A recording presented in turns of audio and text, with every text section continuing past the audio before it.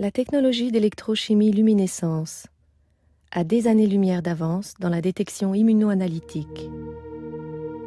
2 anticorps sont ajoutés dans la cuvette réactionnelle contenant l'échantillon patient à l'aide d'embouts évitant toute contamination. Le premier anticorps est marqué à la biotine, tandis que le second anticorps est marqué au ruthénium. Tous deux sont hautement spécifiques du site de liaison de l'antigène ciblé. Dans cet exemple, les 2 anticorps prennent l'antigène en sandwich. Selon l'analyte à doser, il est possible d'utiliser d'autres méthodes immunologiques comme des technologies par compétition. Lors de la prochaine étape, des microbilles tapissées de streptavidine sont ajoutées à la solution. Il s'établit une forte liaison streptavidine-biotine. Le complexe immunologique est maintenant prêt à être transféré dans la cellule de mesure. La solution est transférée par aspiration dans la cellule de mesure.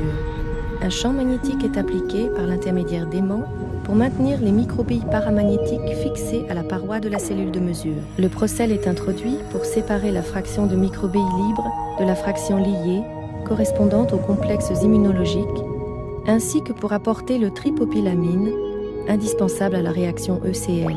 Une différence de potentiel déclenche la réaction ECL par excitation du ruthénium et du TPA.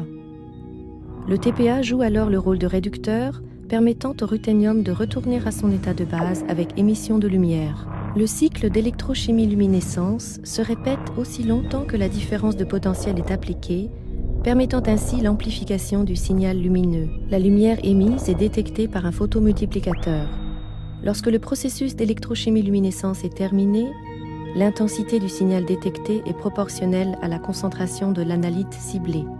L'innovation de la technique électrochimie-luminescence appliquée à l'immunoanalyse permet des mesures rapides, des réactions contrôlées, précision et sensibilité des dosages, de larges domaines de mesure, l'utilisation de faibles volumes d'échantillons.